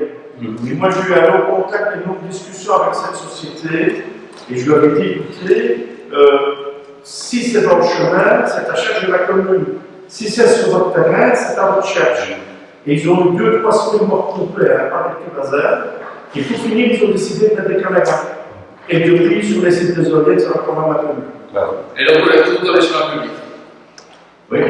Mais bon, Alors, c'est pour moi. le coût explique ça aussi. Non, mais bien entendu. Mais le système, ça fait des années que le système ne marche pas. On n'arrête pas de le dire. Maintenant, on espère qu'on en a pris conscience au niveau du gouvernement. D'autres questions? Oui, Adèle. Mais déjà, merci Julie pour le tour sur ce qui s'est passé en fait, à l'INPE, parce que c'était une des questions que je voulais poser. Après, oui, j'entends bien que c'est pas facile, on est conscient, tout le monde en est conscient, mais il n'empêche qu'on n'a pas tout à fait du politique de réduction de déchets. On entend les maîtres composteurs, ça serait peut-être bien d'évaluer quel est l'impact en fait, réel dessus. Une chose que je peux souligner, que je crois même bien, voilà, l'augmentation est quand même énorme, évidemment, mais une chose qui est à souligner, c'est que moi je suis tout à fait d'accord avec Jean-Marc, le fait que l'augmentation ne soit pas totalement sur la partie fixe, mais aussi sur la partie variable, à travers les sacs, ça, quelqu'un en incitant à ce que voilà, les gens ne disent pas ça va parfait, et puis ce que je veux, et peut-être que je dois faire aussi attention. Sur la question des camions avec deux compartiments, oui, mais enfin, au départ, vous avez quand même essayé de faire un appel d'offres. Vous avez fait un appel d'offres pour avoir le système que vous aviez avant. Le contrat que vous aviez avant, dans ce contrat qui est peut-être très intéressant en termes de financier, j'avais dit au contraire. Vous avez fait un appel et en fait c'était très cher. C'est pour ça que vous avez été rémunéré et c'est pour ça que vous avez des camions bicompartementés. Vous y arrivez aujourd'hui. Donc en fait, vous avez pris les deux compartiments, en fait c'est moins cher que quand l'appel d'offres avec un seul compartiment. Donc c'est peut-être nuancer un peu ce qu'il dit. Et puis c'est vrai que je dis que quand on trie beaucoup, évidemment, il y a plusieurs filières et ça devient plus complexe et ça peut coûter. Mais ici, l'augmentation, elle est quand même principalement due à l'augmentation des frais de transport, hein, donc collecte, ça, collecte, voilà, hein, la ville ne va pas réfléchir sans ça. Au fait que le prix de l'énergie avait fluctué aussi, hein, donc la valorisation énergétique du traitement des déchets, etc., a moins participé à diminuer. Et il y a aussi la question de la valorisation des déchets qui avait aussi fortement fluctué. Donc, comme vous savez, les filières de recyclage n'ont pas repris la matière qu'elles ont, et en fait, il y a eu des chutes terribles dans les prix. Et donc, tout ça, ça fait que les DOE avaient des coûts à couvrir et vont augmenter. Alors, on est d'accord que même si le prix de l'énergie est monté, très certainement, au fur et à mesure du temps, les coûts vont continuer à augmenter. Ne fût-ce que par l'inflation. Donc ici, je pense que vous avez visé 95% de taux de couverture, ce qui est le minimum possible. Et donc c'est à peu près sûr que l'année prochaine, on se verra avec une augmentation espérons qu'elle soit la moins importante possible. Mais là où la commune a quand même un levier, c'est dans la production de bus. Puisque le nombre de kilos produits par tous les villageois sont refacturés à la commune. Et donc, si on arrive à diminuer cette somme, on peut, peut-être qu'on n'arrivera pas à limiter le nombre de prix, à réduire le prix, mais on arrivera peut-être à la limiter. Donc ça, je pense, nous, c'est l'argument, on a déjà parlé de fois, et l'année passée, voilà, on en avait parlé longuement, on ne va pas refaire le match chaque année, mais on veut quand même dire que nous, notre demande, ça reste d'avoir une politique de réduction des déchets qui vienne un peu sur la table ici. Et on avait déjà proposé des choses, mais voilà, la réduction des déchets il y a quelques temps, et donc voilà, nous, on est prêts à voir ça arriver au niveau. Deux réactions par rapport à ce que tu dis. La première, la différence de prix par rapport au marché que nous avions lancé au niveau d'un appel d'offres pour le ramassage des immondices, c'est qu'il y avait une différence de durée de contrat étant donné parce que justement, c'est en 2023-2024 qu'on est obligé de passer au ramassage du sac compostable. Donc on ne savait pas faire un contrat suffisamment long que pour avoir un avantage au niveau des déchets. Donc c'est clair qu'il y avait une différence de prix, mais il y avait aussi une différence de durée de contrat. C'est pour ça qu'on s'assurait sur un contrat de plus longue durée, de façon à diminuer les coûts sur une plus longue distance, en tout cas pour les entreprises qui mettaient offre. Parce qu'il y a l'aspect prix, j'entends bien, mais il y a aussi l'aspect durée de contrat, parce que l'entreprise qui met prix, elle ne sait pas la même chose si elle a un contrat d'1 an, si elle a un contrat de 2 ans, et si elle a un contrat de 5 ans. Et ça, c'est une grosse différence. Et donc là, nous étions avec une situation telle qu'elle a été évoquée. Maintenant, il ne faut pas se mentir non plus. Parce que quand on se compare, parce que là, je suis prêt à toutes les comparaisons au niveau du coût pour la population des déchets, on parle de très bas. C'est pour ça que la différence de prix, l'augmentation est importante. C'est parce qu'on parle de très bas. Et là, je ne suis pas d'accord avec toi, mais nous ne serons jamais conciliables sur le sujet. C'est qu'au jour d'aujourd'hui, et le ministre reconnaît dans sa réponse à Élie Marois, ce n'est pas en diminuant le nombre de déchets qu'on diminue le prix. Si on veut diminuer aujourd'hui le prix pour le citoyen, c'est en diminuant le tri. Et ça, ce n'est pas acceptable, nous sommes bien d'accord. Mais aujourd'hui, si on veut diminuer le prix pour le citoyen, on peut diminuer les communes qui sont avec des quantités de déchets inférieures à nous, sont au moins dans des situations, sont au moins en train de demander autant à leur population. C'est le tri du monde. Et ce n'est pas la quantité de déchets. Et c'est pour ça que le système est perverti depuis des années, que je m'épouvante à le dire au niveau du conseil communal. Et c'est pour ça aussi que, et je l'assume, parce que je n'ai pas l'habitude de me cacher derrière mon petit doigt, je répétais totalement tout ce que je dis, sans aucun problème. Alors moi, à partir du moment où ce système existait, qu'il est mis en place, ben, les poubelles à plus, ce sera pas pour demain matin à l'Élysée. Ça, c'est clair. Je n'ai pas parlé de poubelles à plus. Non, mais moi, je n'ai pas dit que tu en parlais, je l'ai évoqué par rapport à un certain nombre de choses. Pas toujours parler à toi, d'ailleurs, par rapport à ça, je peux faire une réponse aussi de manière très claire. Oui, Jean. Et quand on parle de poubelle à plus, enfin, madame est bien elle utilise ça. Donc, les gens payent une redevance et payent à chaque fois qu'on vide la poubelle. C'est-à-dire qu'ils ont droit à un certain nombre de levées qui varient en fonction. Pour la taxe qu'ils payent, ils ont droit à autant de levées. Et toute levée supplémentaire ou toute quantité supplémentaire, à ce moment-là, est surtaxée. Et c'est pour ça qu'on arrive. Mais je t'invite à en discuter avec des citoyens qui sont dans les communes à Westland. Si la redevance ici pour 2 personnes, elle va passer à combien? À 100? 95. 95. Oui. Madame est à 225, c'est ça que vous avez dit? Vous voulez 210. 210. Donc il vous reste 95, il vous reste 115 € pour mettre des immondices. On est à 1,50 € le sac.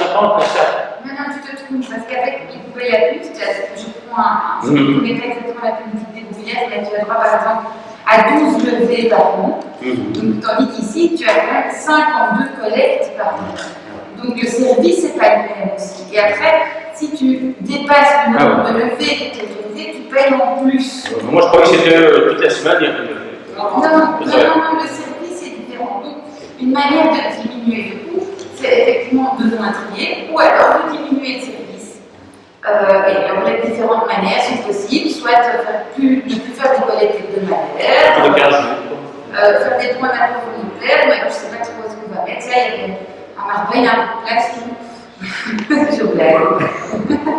Et se rend Bon, d'autres questions? Merci. Alors, sur les points 8, 9 et 10. Pour les trois ensemble, si vous êtes d'accord toujours. Anne-Michel? Oui. Abstention. Non. Oui. Et oui, à contre-exemple. Point numéro 11, donc vérité, donc ça c'est l'approbation des prévisions. Donc ça veut dire que on s'est profilé justement avec les chiffres que nous avons évoqués il y a quelques instants, on s'est profilé sur un coût vérité à 95%, c'est-à-dire dans la moyenne, dans la limite basse de nos obligations légales. C'est-à-dire qu'on doit se retrouver entre 95 et 110% des coûts. Ça veut dire que la prévision telle qu'elle est estimée, je ne vais pas dire une prévision prévue, ce serait redondant, nous sommes à 656 000 € prévus en recettes et 688 000 € prévus en dépenses, avec les augmentations que Julie a déjà évoquées. Michel? Oui. Abstention. Abstention. Oui. Et oui. Point numéro 12. Règlement général de la police, modification de la partie interdiction d'utilisation des robots tondeuses entre 20h et 7h. Donc, comme nous l'avions évoqué dans un conseil communal fin janvier, les promesses de la zone de police se sont mis d'accord pour l'intégrer de manière similaire dans 5 communes. Et donc, je vous propose de rajouter, de modifier l'article 80 en y intégrant cette interdiction de fonctionner pour les robots tondeuses entre 20h et 7h.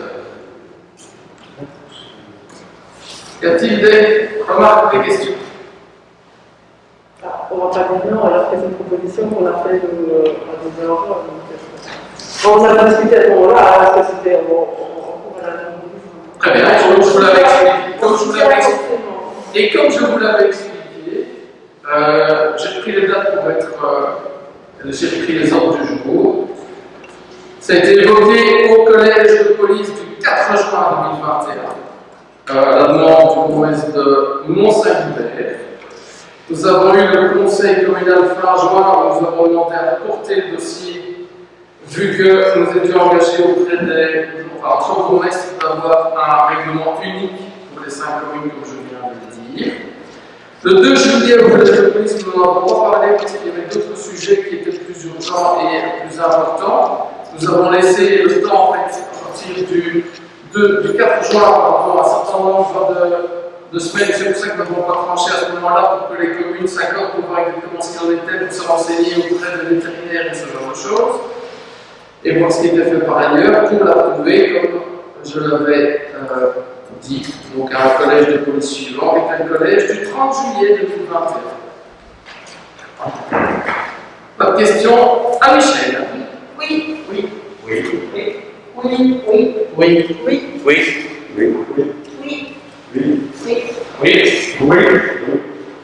Et oui. Point numéro 13, règlement complémentaire au code de l'élevage en ce qui concerne la reptile. Julie? Oui. Je passe la parole. Oui. Donc, au niveau de la reptile, il y a 2 chicanes qui ont été installées il y a déjà une bonne année dans le bas de la reptile, de manière à limiter la vitesse pour l'école Saint-Nicolas, vu que la plupart des parents se garent dans la rue du Marais. Et donc, ce qu'on vous propose simplement aujourd'hui, c'est de réglementer ces chicanes, et donc elles seront complétées d'un marquage au sol, donc elles deviendront définitives. Elles sont installées depuis une bonne année, elles ne posent aucun problème, on n'a aucun retour des riverains. Et elles ont marqué leur efficacité. Et donc, voilà. Elles sont amenées à rester.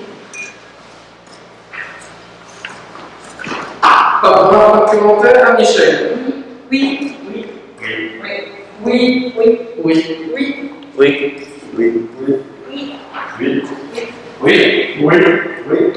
Et oui, le point suivant concerne, mais je crois que si ça vous ennuie pas, on peut vous couper le 14 et 15, on parle tous les deux de la route de Fran.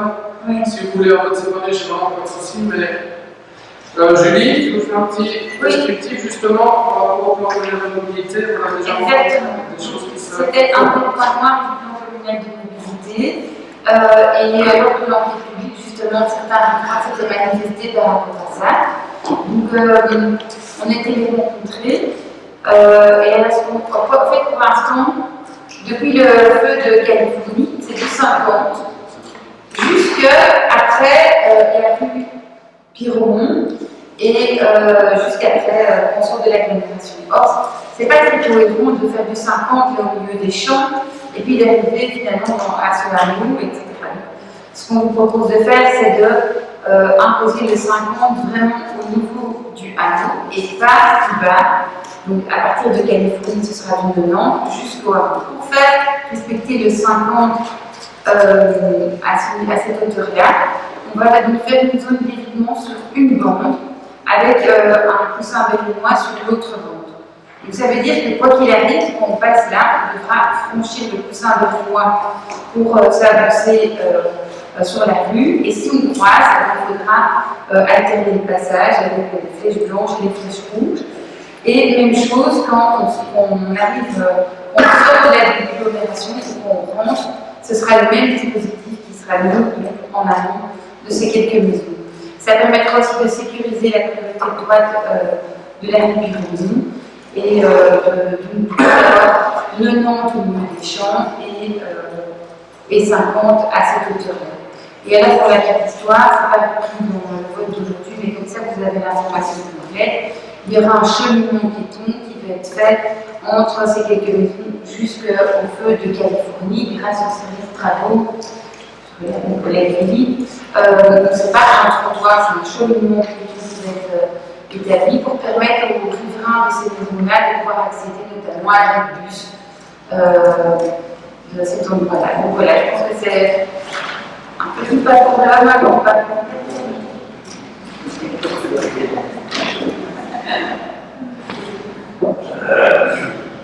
Pas de question, deux points, 14 et 15, Michel. Oui.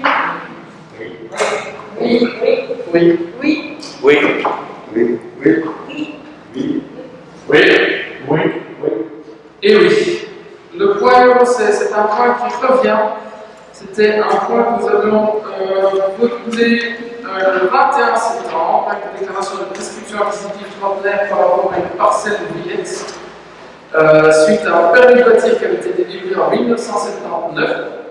Et en fait, dans la délibération, vous avez accordé la signature de l'acte en ce qui concernait la directrice générale, mais suite à la réforme du comité d'acquisition d'immeubles et sa régionalisation, c'est lui qui doit représenter la commune pour l'acte authentique. Le secrétaire de la directrice générale et moi-même sommes dispensés de ça, et c'est très bien. Pas de question? À Michel. Oui. Abstention. Oui.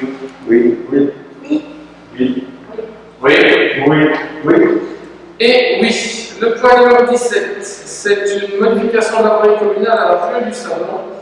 Ensuite, à une demande de permis d'urbanisme introduite dans cette rue et qui a pour objet la construction d'une habitation unifamiliale du côté de la rue du Savant. Nous proposons un petit axe de dégagement de la route étroite de façon à ce que les véhicules puissent se croiser. C'est en charge d'urbanisme évidemment. Comme toujours. Pas de remarques? Michel. Oui.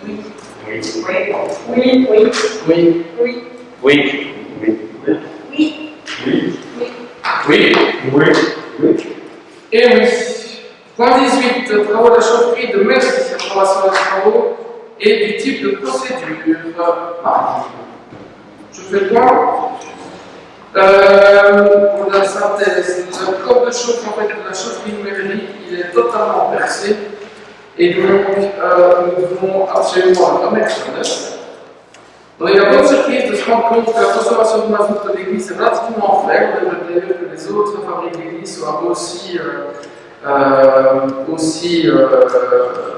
comment je vais dire, parcimonieuses de la consommation en mazout, parce qu'ils sont à 2000 litres par an. Et donc, nous devons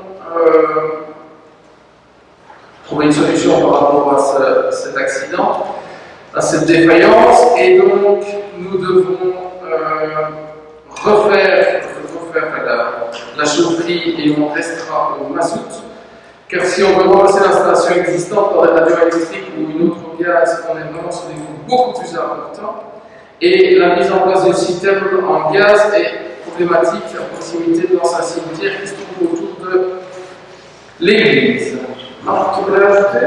L'étude de la citerne à mazout a été faite il y a 15 ans parce qu'elle ne passe pas. Donc c'est aussi un des facteurs qui doit encore travailler ici au mazout, mais dans les opérations de long terme, ce ne sera plus la solution, mais dans l'immédiat, c'est celle qui est normale. Donc ça veut dire qu'on est à un montant estimé de 28 000 € de TPS.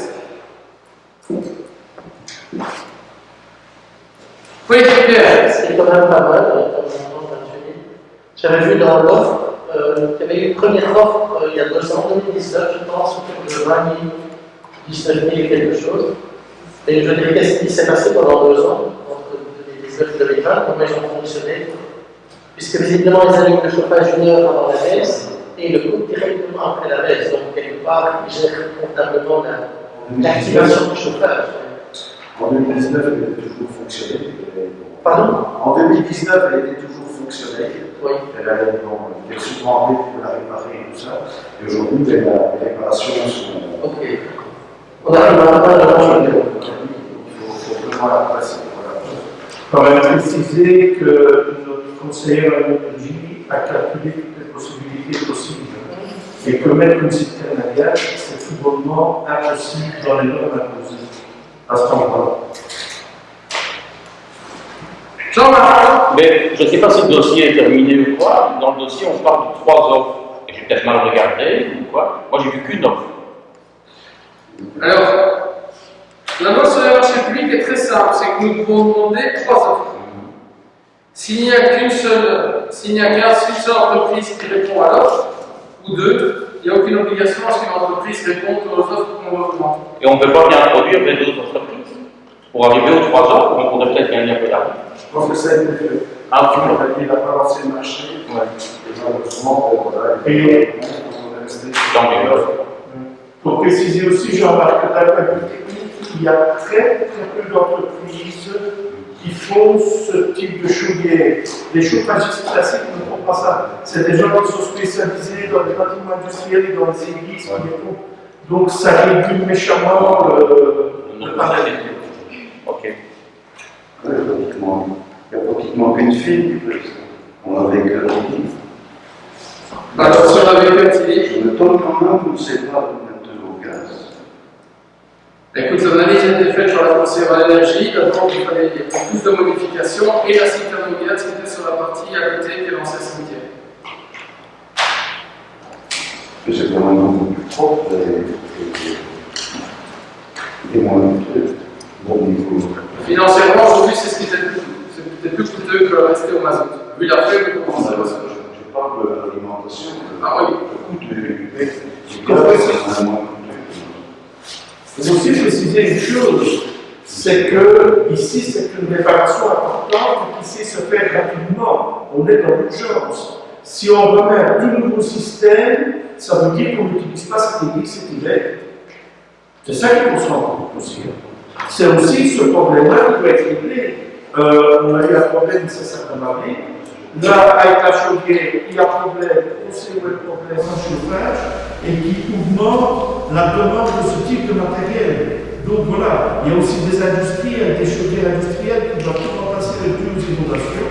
Et il est évident que ces gens-là ont fait fondre le stock de ce genre de marchandises et toutes les usines tournent au maximum, mais ne savent pas les plus vite que vraiment. D'autres questions? Anne-Michel? Oui. Oui. Oui. Oui. Oui. Oui.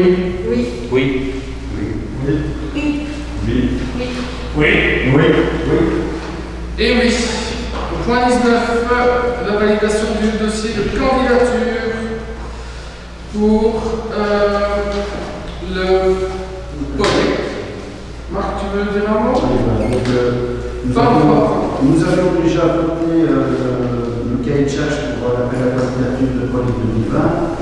Donc ici, on nous demande, ça va être validé par le conseil communal pour assurer la pérennité du projet.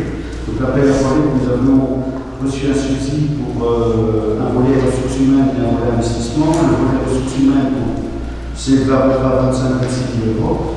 Donc il nous a permis d'élaborer le PADEC, de faire le suivi, le comité de pilotage. Et du côté investissement, donc c'était obligé vers un subside de 50 000 qui est fait pour les 2 appartements à Sainte-Marie. Et dans l'appel à projet, enfin un processus, l'appel à projet 2021, on fera les 2 appartements du 2e étage. Donc voilà.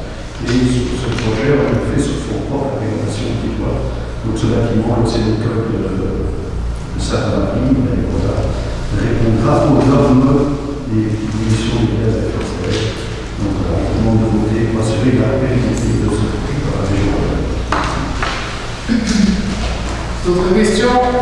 Oui. C'est pas vraiment une question. Nous, quand vous avez présenté le projet, si vous vous souvenez, Pierre avait fait une présentation sur l'énergie grise. Et donc on s'était abstenu à ce moment-là sur le toit. Ici, il y a des autres prix, mais le toit, c'est l'argent du subside. Donc c'était pour préciser que on va valider le dossier, mais on espère que la présentation de Pierre n'est pas exactement. Parfait. Anne-Michel? Oui.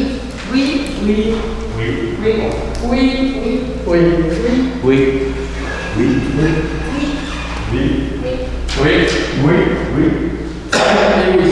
Le point 20, porté à l'ordre du jour de l'Assemblée générale ordinaire d'Igneux du 7 décembre 2021. Je suppose qu'elle ne demande pas de commentaires. Anne-Michel? Oui. Oui. Oui. Oui. Oui. Oui.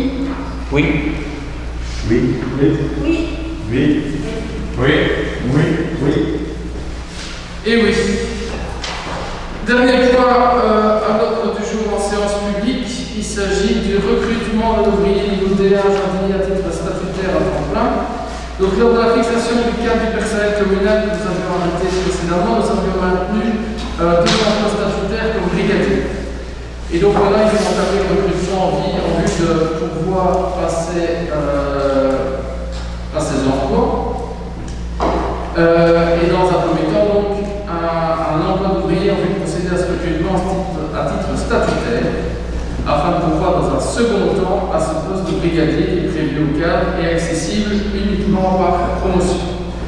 Donc, il faut déclarer vacant l'emploi d'ouvrier qualifié D1 jardinier au sein du service travaux, de procéder au recrutement de cet ouvrier D1 à titre statutaire et de charger le collège d'arrêter le profil de fonction, fixer les conditions de recrutement, de la rédaction de l'offre d'emploi, la diffusion de celle-ci, d'arrêter le programme de modalité des examens et d'arrêter la composition de la commission de sélection et les indemnités accordées, le cas échéant, aux membres du jury extérieur pour arriver à ce recrutement, et le directeur financier a rendu un avis favorable le 27 octobre. Y a-t-il des questions?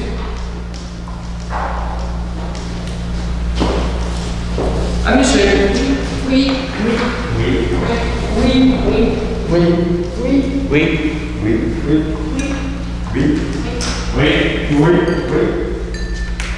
Et oui. Voici qui clôture la séance publique, sauf s'il y a des questions pour le collège. Jean-Marc? Ben, c'est pour le collège. C'est-à-dire que j'ai entendu à la radio à 19h que notre ministre de la Santé, M. Venbroek, préconise le télétravail au maximum.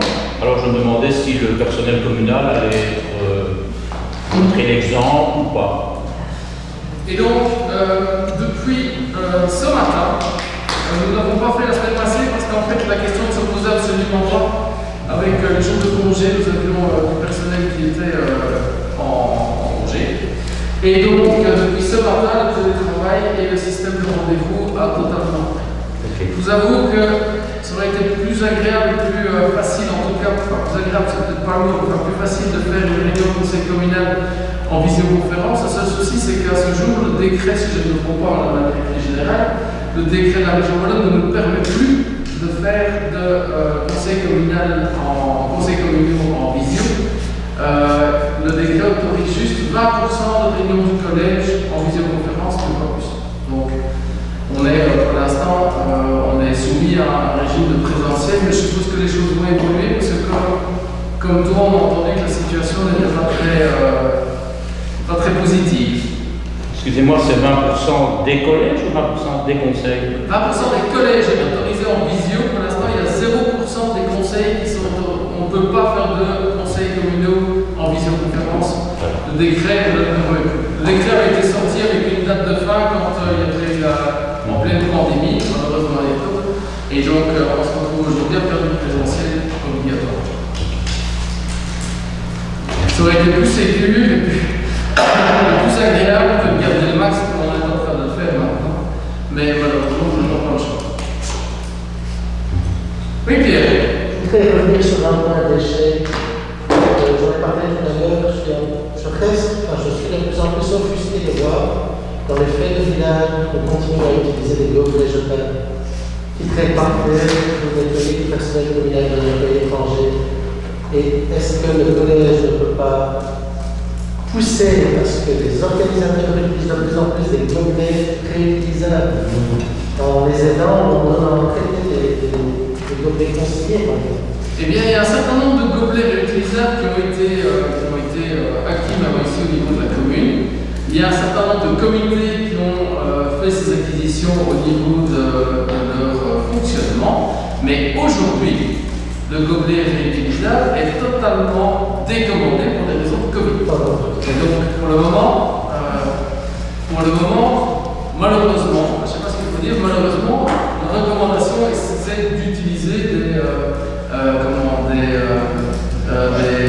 gobelets jetables. C'est pour ça qu'on se retrouve avec nos petites bouteilles aussi, parce qu'on peut plus se passer les bouteilles ou les Jean-Marc. Et au niveau de l'organisation des marchés de Noël, on a déjà une idée un peu de ce qui va se réaliser ou pas? Alors ça, c'est pas une question pour le collège. On est bien d'accord. C'est pas le collège qui réalise le marché de Noël. Non, mais c'est quand même la commune qui décide si on donne l'autorisation de faire le marché de Noël à Saint-Marlin, à Tilly, à Villers, non? Je sais pas. La question se posera quand le comité organisateur du marché de Noël nous demandera l'autorisation pour le faire. Mais à l'heure actuelle, c'est oui.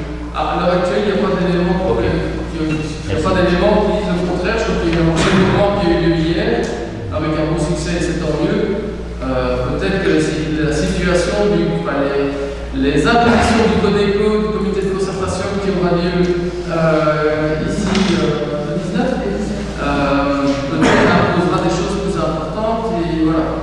Il y a déjà un certain nombre d'organisateurs d'événements, d'événements de soirées, de ce genre de choses qui vont annuler leurs activités. Donc pour l'instant, je ne sais pas le collège qui devrait répondre, mais le comité organisateur du marché de Noël s'adapte.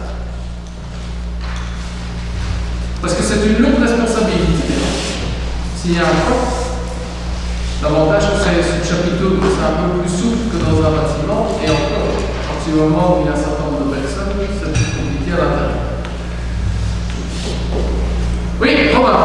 Bon, je vais m'occuper de parler du suivi des pneus. Voilà, sinon il y a un transfert de position majoritaire qui sera voté. Je pense que ça part dans mon groupe, sauf sur un point. C'est des mandats qui s'appartiennent dans cette pièce. Et certains mandats, on a déjà récupéré parce que ça appartient à la position. Je pense à la police, etc. Une seule personne même qui siège comme indépendant, c'est exactement la même chose. C'est exactement la même chose. C'est bon, right.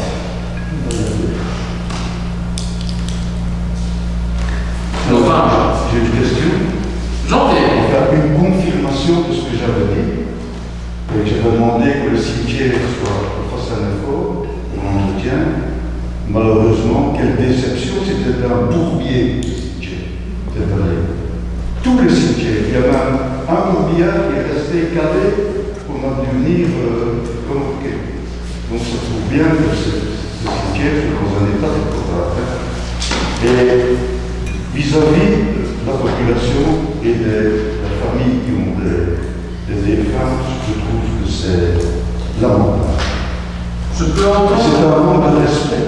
Je peux entendre par rapport à un cimetière, en effet, la situation était compliquée. Je sais parce que j'ai eu mes grands-parents et dans toute ma famille, mais j'ai aussi eu plaisir d'avoir un certain nombre de mails de remerciements et de félicitations pour l'entretien des cimetières pareil. Donc, on ne va pas faire une généralité, mais sur un cas particulier, un cas d'espèce, c'est vrai que la situation était compliquée, ça ne va pas bien voir.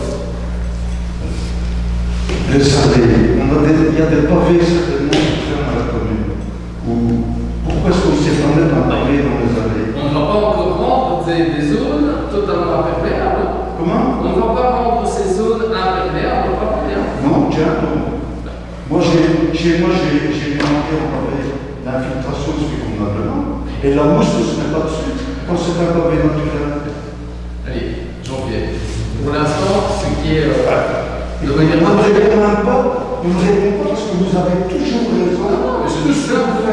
C'est toujours impeccable. Ce que l'opposition vous présente. Ce n'est pas ce que j'ai dit, Jean-Pierre, la caricature. C'est toujours dit. Ce n'est pas ce que j'ai dit. Je te confirme. Je t'ai bien confirmé, sois un petit peu correct par rapport à ton propos. Je t'ai bien confirmé qu'il y avait une difficulté dans un cimetière. Je ne dis pas le contraire. J'en ai pu le constater moi-même et comme je te le dis, j'ai mes grands-parents qui y sont. Ça n'a pas été simple. D'une part. Et deuxièmement, de là à rendre imperméable les parties du cimetière, désolé, je ne suis pas d'accord et ce n'est pas la philosophie dans laquelle je suis. Les anciens communistes, je ne suis pas d'accord. Je suis bien d'accord là-dessus. Nous ne En tombons tout jamais cas, d'accord. je suis allé dans ma famille au cimetière, chez mes parents, chez ma soeur aussi. Eh bien, j'étais bien triste de voir comment était arrangé, même ça avec les feuilles qui étaient tombées. J'ai été 3 fois les balayer. Là, c'est triste. Ah, c'est ça. Si tu as balayé les feuilles sur ta concession est un bien privé. Ça, tu as bien fait de le faire. Ça, tu as bien fait de le faire. D'autres questions? Pas d'autres questions, mais donc je vais lever la séance publique. Je vous remercie pour votre attention. Je vous souhaite une bonne